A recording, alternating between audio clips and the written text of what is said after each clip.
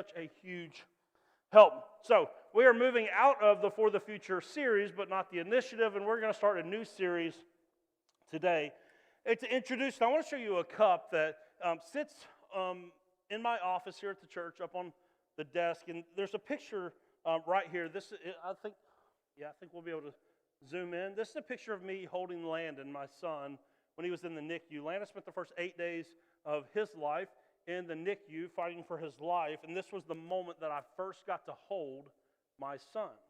And so it's a pretty special cup. It's got some other pictures of him as a baby. Megan got this for me, I'm pretty sure, for my first Father's Day. And like on the outside, like it's just so cool, very nice. But it does, I don't drink out of it, so it just sits on my shelf. And I was looking at it this morning. If you open it up, Jacob can see it right here on the front. If you zoom in, it's pretty nasty on the inside. So nice on the outside. Very nasty on the inside. Would not want to drink out of that. And that is a pretty good picture of what it looks like, of what we're going to be talking about for the next couple of weeks. Is because I think that there is a version of Christianity that a lot of people settled for, where we make sure everything on the outside looks really nice, but then there's a lot of nastiness on the inside that goes undealt with. There's a lot of, like, these are things like maybe it's stuff that, like, you think you're the only one that knows about it. You know, there's like little secret, silent sins that you're like, well, because no one else sees it, is it really bothering anyone else? Right? They're silent, but I want to tell you in this series, they're also deadly. Silent, but deadly. And as we get going, you may actually realize maybe not as silent as you think. Maybe not as silent. Because this has been the interesting thing for me in my walk with Jesus. When I first came to faith, there was like these like really like public things that Jesus was doing. Like I stopped doing drugs. I stopped getting drunk. I changed the places that I went, how I spent my time. All this, it was kind of like an outward thing. I was getting rid of a lot of the stuff that people could see was wrong with my life. The longer I followed Jesus, the more I realized He is so much more interested in the things that no one else even sees. These like little private, like, hey, you got that going on in here. And so I'm just going to be honest. The next like 7 weeks are going to be really uncomfortable. Really uncomfortable because, listen, I don't want to have a church full of Christians like this. They're like, oh, out in the community, everything looks good. But if we were to look into your heart, dirty, nasty. And you might be going, well, if no one can even see it, why is it even a big deal? I'll tell you why, because it's a big deal to Jesus. In fact, look at Matthew chapter 23. Look what Jesus said about folks like this. He says, what sorrow awaits you, teachers of religious law and Pharisees. That's interesting. He was not just talking to the run-of-the-mill folks of the time. He was talking to the most religious people in this society. The people that everybody looked up to. The Sunday school teachers. The like the teachers of the law. The ones that said, this is how you're supposed to do it. And he says, what sorrow awaits you? Please go back to that for me. There we go. Hypocrites, for you are so careful to clean the outside of the cup and the dish, but you inside are filthy, full of greed and self-indulgences. Verse 26, you blind Pharisees, first wash the inside of the cup and the dish, and then the outside will come clean too. See, legalism, trying to follow rules, checking boxes, tells you clean up the outside, and that's the part everyone sees and everything's good. But the thing Jesus taught about discipleship, about growing in Christian maturity, was that if you would focus on the inside, it would eventually make its way to the outside. If you only focus on the outside, the inside goes largely untouched, and that's the thing He actually cares the most about. He goes on to say in the next verse, he says, what sorrow awaits you, teachers of religious law and Pharisees, hypocrites, for you're like whitewashed tombs, beautiful on the outside, but filled on the inside with dead people's bones and all sorts of impurity. Verse 28, outwardly you look like righteous people, but inwardly your hearts are filled with hypocrisy and lawlessness. Like, here's the thing. You want to know why this cup stays dirty? Because this is the hard part to clean. This is the hard part to clean. It's like a Pringles can. Like, my hand ain't getting down in there.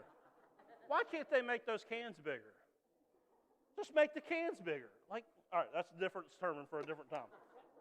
But like the reason why it stays dirty is because this is the stuff that's hard to reach. It's the stuff that's hard to reach. But listen, it's the hard work of discipleship and growth in Christ to go after the things that most people are just content to go, well, it's just a little bit of greed. Just a little bit of hatred and unforgiveness. Nobody else sees it to their face. I'm nice. I'm sorry, if you think that Jesus wants a to their face type of faith in your life, you have another thing coming. He's much more concerned with what's actually true about you. Like, you know that integrity is not what everyone sees out in public. Integrity is who you are when no one sees you. That's what we're going after. That's what we're going after. So I've been thinking, like, okay, what is the thing where we have to start? Where do we start this silent but deadly series? What is the sin of the heart that seems to be the most pressing that's going to set everything up? Well, there is one specific sin that C.S Lewis in Mere Christianity has a whole chapter on it. It's called the Great Sin. The Great Sin. I was like, wow. If C.S. Lewis thinks it's the great sin, it must be the great sin. In fact, it's what Augustine and Aquinas and Luther and Calvin and all the greats, they all said that this is the root of sin. Oddly enough, if you went and did a survey of what most people preach about, you might come to the idea that the great sin is all sorts of things. You might, the great sin is sexual immorality. The great sin is not tithing. The great sin is, well, you fill in the blank. But what do you guys think the great sin is that C.S. Lewis was talking about? Hey, look, I find this really interesting. Most services, first answer, pride. Because we all know it to be the great sin, and yet we still find it so prevalent. We all know that it's the great sin. In fact, Lewis went on to say in that chapter called The Great Sin, he said that pride leads to every other vice. So all the other sin in your life is the result of undealt with pride.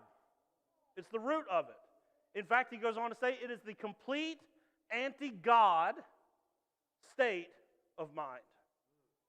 I mean, pride is the silent killer of faith. Pride. We don't get a lot of sermons about it, but it's the silent killer of faith. It's something that we're all plagued with. In fact, when I picked up the Bible earlier this week, I was like, okay, God, we're talking about pride. We're in this series, Silent but Deadly. What passage do you want me to go to preach about pride? And it was like so overwhelming because it's on every page. It's like the Bible is one big story of the pridefulness of humanity set up against the wisdom of God. Like, just think about just the beginning. Adam and Eve, made in the image of God. And it wasn't enough for them. It wasn't enough for them. Oh, thank you, God, for that whole making me in your image, putting me in paradise. But I'm sorry, that's not enough. I don't want to just be like you. I want to be you. The whole story starts off with pride.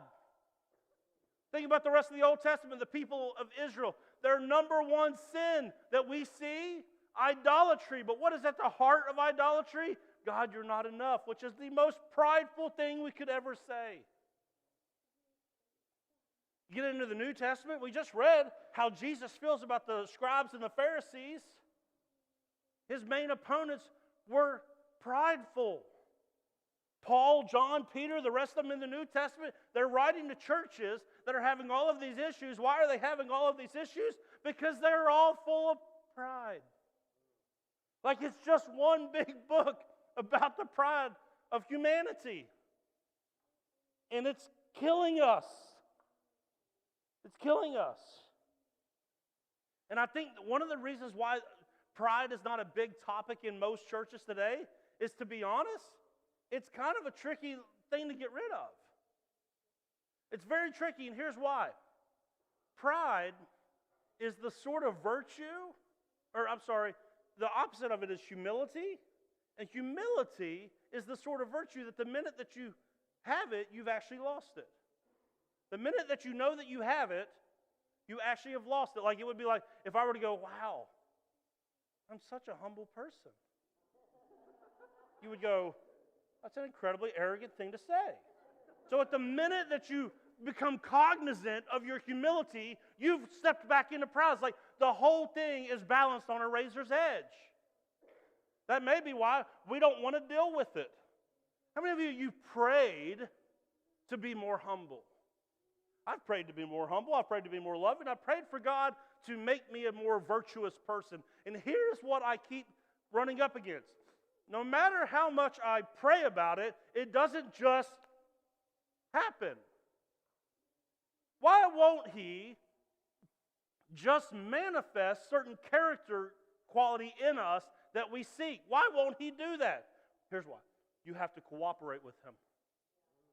So here's what I stumbled on this past week. I hope this could help all of us in different areas of life. What if, instead of just aspiring to a virtue, we did the things that virtuous people did, and we would realize that we have now embodied the virtue without becoming cognizant of it? Right? Because as soon as I become cognizant of it, I end up back in pride. So why not? Ready? If you want to be humble and get rid of pride, just do what humble people do. Right? And I think that's how we do it. Like if you want to be a more loving person, it's not just going to happen snap of the finger. You have to actually do more loving things. As far as the Bible is concerned, love was an action. It would be an unfair standard for God to say you should love your neighbor, and then for you, you go, well, I don't feel anything for my neighbor. That would be an unfair thing. He wasn't asking you to feel something. He was asking you to do something. What you find out is that those people that drive you insane, those people that you look down upon or whatever it is, the more loving things you do towards them, the more love you actually have for them. So the virtue happens when you do virtuous things. It's not just like 3 wishes from a genie, snap, you're humble. You do what humble people do, and you become more humble. So, I want to take us to Romans chapter 12. Romans chapter 12, you can hit the QR code in front of you or follow along on your Bible. Romans chapter 12. Paul here is writing to the church in Rome. There's 2 different groups of people here. We've got Jewish Christians, we've got Gentile, non-Jewish Christians, and Paul is trying to talk to them about how they come together, because there seems to be dissension and division in the church, which is all the result of pride. So Paul is going to lay this chapter out, and I'm telling you, if you go read this chapter, it's going to feel like it's way too much to do on Sunday morning.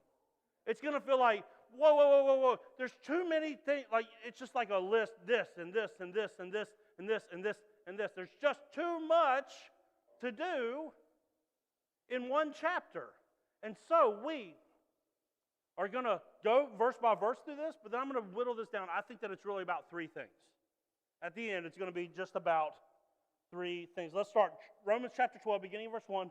And so, dear brothers and sisters, I plead with you to give your bodies to God because of all He has done for you. Let them be a living and holy sacrifice, the kind He will find acceptable. This is truly the way you worship Him. I want to start by, if you want to do what humble people do, here's what humble people do. They wholly, not partially, wholly give themselves to God. There are too many people that claim Christ while keeping Him out of certain parts of their life. Right? There are just too many, I don't know if you've heard about this. I've mentioned it a couple times. There's a phenomenon in our culture called sexual atheism. It's Christians who follow everything Jesus teaches except for when it comes to sexual ethics because we know better. Pride. There's a part of my life. No, God, you can't come in here. This is why, God doesn't have access to your finances. Why? Because you trust yourself more with your finances than you trust Him. Pride. It's the human pride against God's wisdom. So if you want to be more humble, you want to rid yourself of pride, you have to wholly give yourself to God. You can't have compartments. Yes, God, you can be in there, but you're not allowed in there. That's my room. I'm in charge here. Can't have it. He goes on, verse 2. He says, don't copy the behavior and customs of this world. See, it's so easy to just go along with what the world is doing, to look at the values and behaviors of the culture around us. It's so easy to go along with that. And what Paul says is, let God transform you into a person by changing the way that you think. See, there's a lot of people that have been trying to live their new life in Christ with the same old way of thinking. You have to let God transform the way that you think to where everything you think is what He thinks. So the way there's no longer this like, okay, God, you can't have this part, you can have this part. I still have this belief even though it conflicts with this belief that you... No. You have to give it all to Him, and when you do, He will transform your mind to see things the way that He sees things. When I go to counseling, I feel like me and my counselor talk about the same thing every time I show up there. He'll be like, Scott, if you want your behavior to be different, and remember, to be humble, we want to do what humble people do. If I want my behavior to be different, he'll always tell me, he goes, listen, it starts with your mind. Because what you do flows from the things that you think. Behavior is always what comes after belief. Right? So if I want, I have to allow God to change my mind in a culture. Listen, to be humble in a culture that celebrates pride. And I don't just mean a month in summer. I'm saying in every aspect of human life, we tend to celebrate pride. Right? Have you heard this thought like, well, what's right is right for me and may not be right for you? And it goes, no, how arrogant is that? That every human gets to decide in and of themselves what's good and what's bad. That's the most arrogant thing you could possibly do. Rather than appealing to God's standard of what is right. Right? Like our whole culture is all about self, and the self is all about pride. It's all about ego. It's all about me. And God goes, I have to rework your mind. I have to transform your mind because the Christian life actually isn't about you. It's about loving me by loving my kids. Right, so you have to let Him rework your mind. Now, I go long on verse 1 and 2 because if you have not wholly given yourself to God and or are not in the process of that, allowing Him to transform your mind, the rest of what this passage says, which is going to be like the bullet list of things that you should do, you'll find these to be optional if you haven't fully given yourself over. They will seem very optional, where you'll go like, ooh, I like that one, I don't like that one, right? It's like when you go through the buffet, like you see the fried chicken, absolutely. You see the carrots, get out of here, right? That's how people, people that are not fully sold out to the gospel, fully sold out to God, that's how they do it. They'll be like, well, I'm going to do my thing over here, but we'll do God's thing over here. This is not an option. That's not how it is. So until you've done the first two verses, the rest of it will just seem optional to you.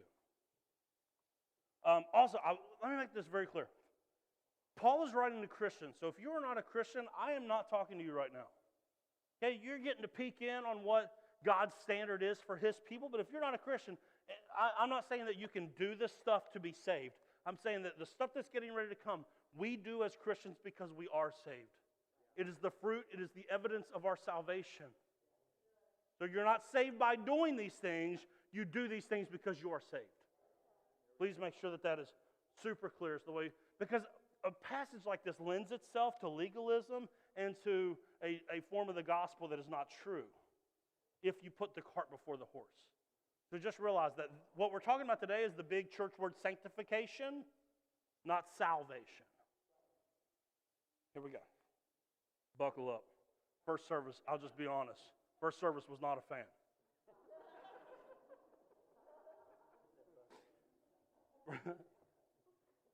Because of the privilege and authority God has given me, I give each of you this warning.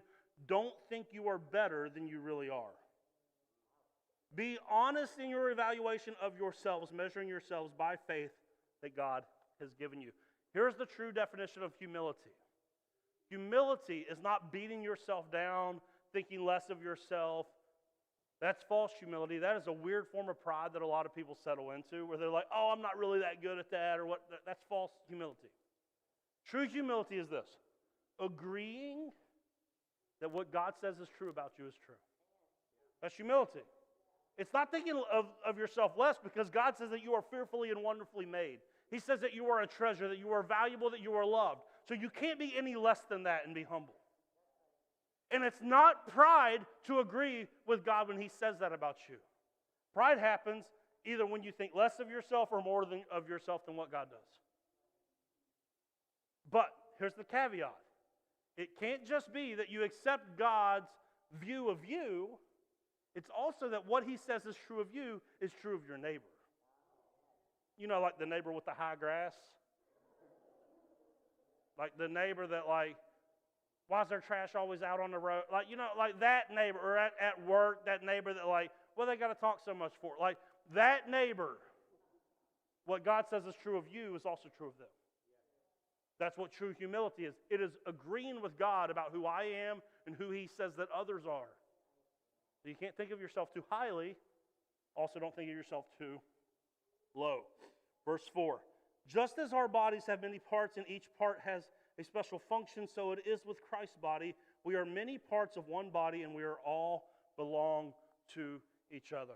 This, over 13 years of pastoral ministry, this has been one of the most difficult things to get people in the church to understand.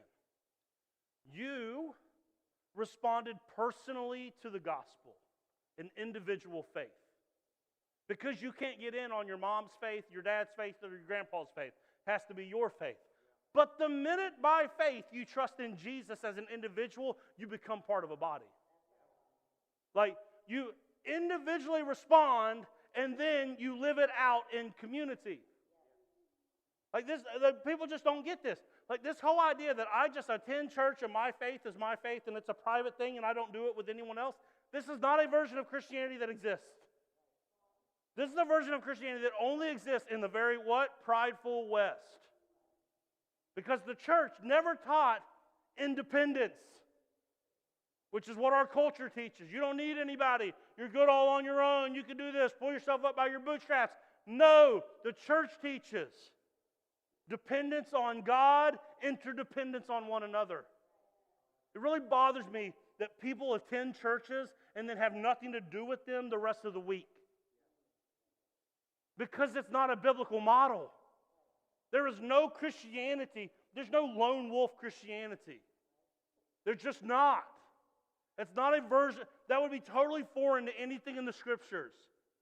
Like, you became part of a body. How arrogant would it be if the arm said, I don't need the legs?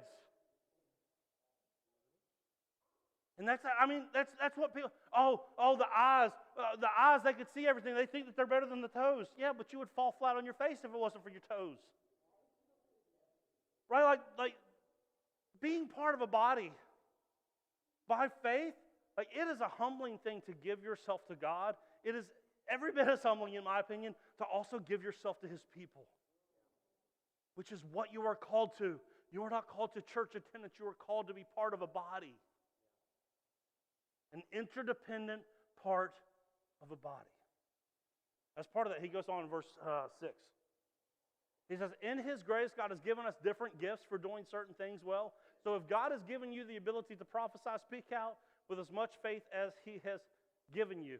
If your gift is serving others, serve them well. If you are a teacher, teach well. If your gift is to encourage, encourage others. If it's giving, give generously. If it's leadership, take that responsibility serious. And if you have a gift for showing kindness, do it to others. Here's what Paul is saying. This is the most humble thing that you can understand about yourself, is that the moment that you gave your life to Christ, you became part of a body, and part of that, what happened, and maybe you don't even know that this happened, He spiritually gifted you, supernaturally gifted you in that moment to serve His people. Serve His people. Like, so, again, if this feels like, oh man, he's up in my grill, I'm not trying to be like that. I'm just trying to help you understand. The most prideful thing you could do is expect people to serve you at church while not also then returning service to other people at church. Like, I've told you all this story before, but there's so many new people, I don't even know the last time I told this. I used to be in charge of the first impressions team. That's the team that's out in the parking lot. lobby, all these people that you see with the black shirts on. I used to be in charge of that like a long time ago. And I would recruit people to the team. They would be so excited. Oh, I want to do that. I want to serve. But then we would go through a training. Hey, this is what you got to do, yada, yada.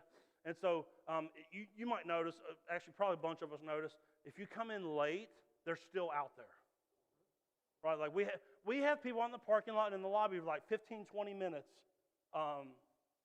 That way everybody, whether you show up 15 minutes early, 15 minutes late, you get the same experience.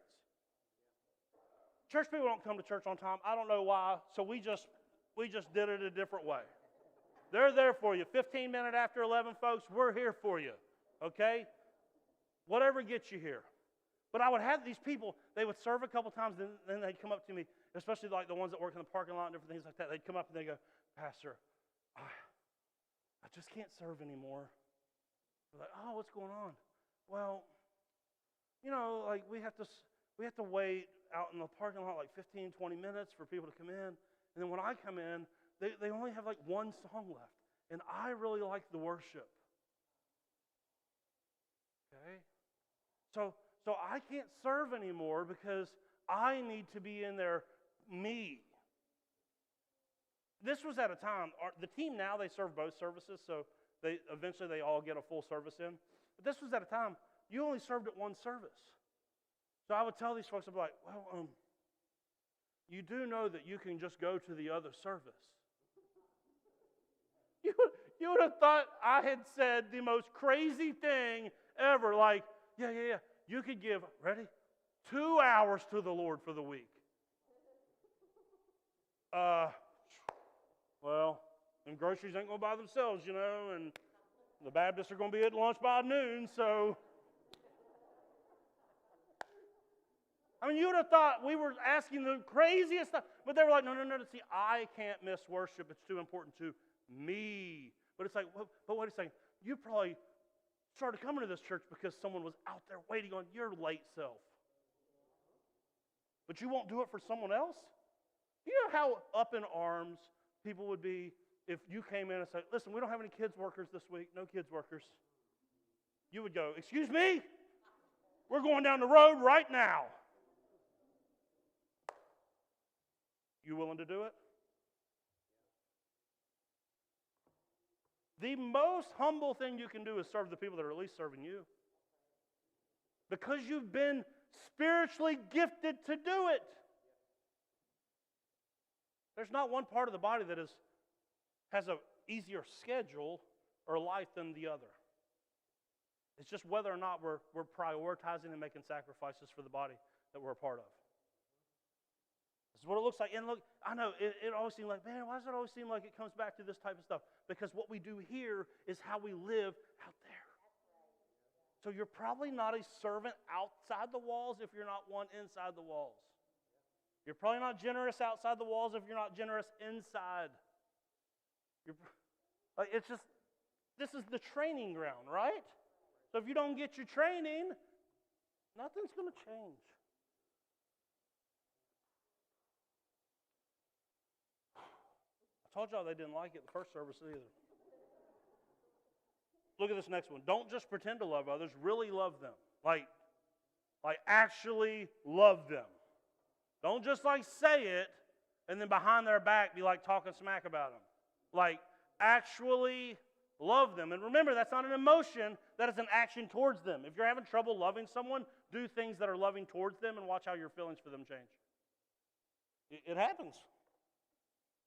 Love what is good, hate what is bad. That is agreeing with God on His standard of good, not trying to redo it 2,000 years later. We've progressed so much. We know better than you, God. Arrogance. Verse 11. Let's go there. Verse 11. Never be lazy, but work hard and serve the Lord. We're going to do a whole week on laziness. You guys are going to love that. Verse 12.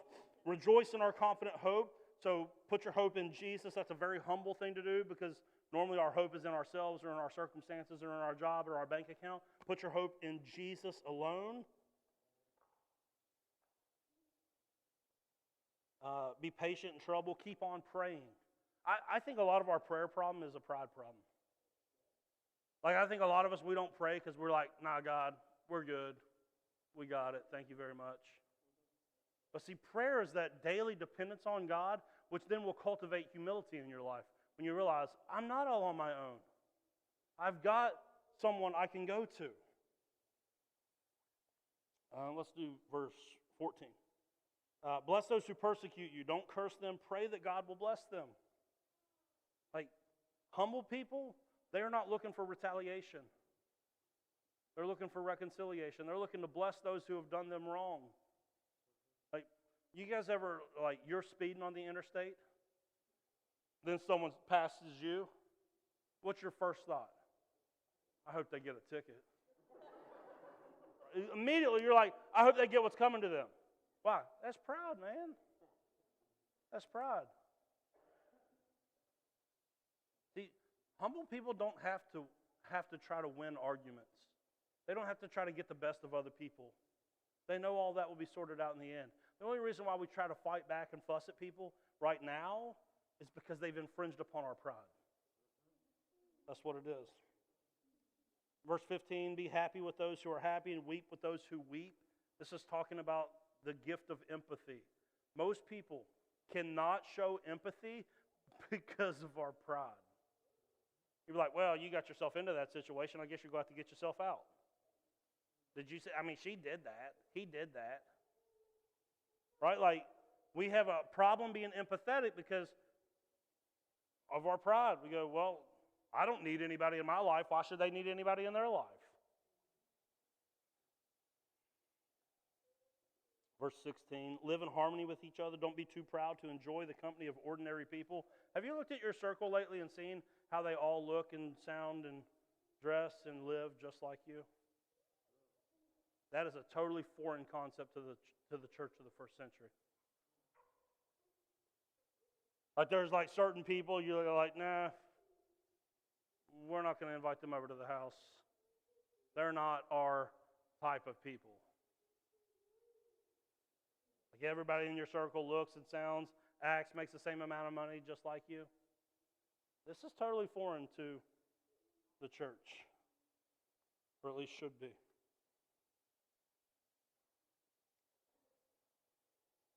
I like, and don't think you know it all, verse 16, don't think you know it all. At first I thought, I was going to talk about, like, have you noticed how the internet has emboldened everyone to share every thought that they've ever had? That's crazy.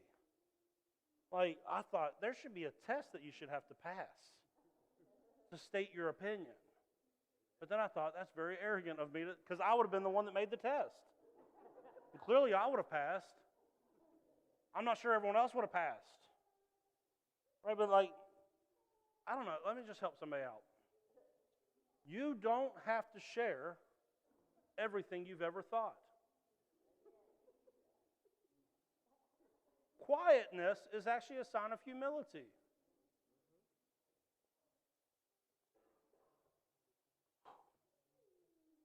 Never pay back evil with more evil. Do things in such a way that everyone can see that you are honorable. Again, Christianity has never been about retaliation. It's always been about reconciliation.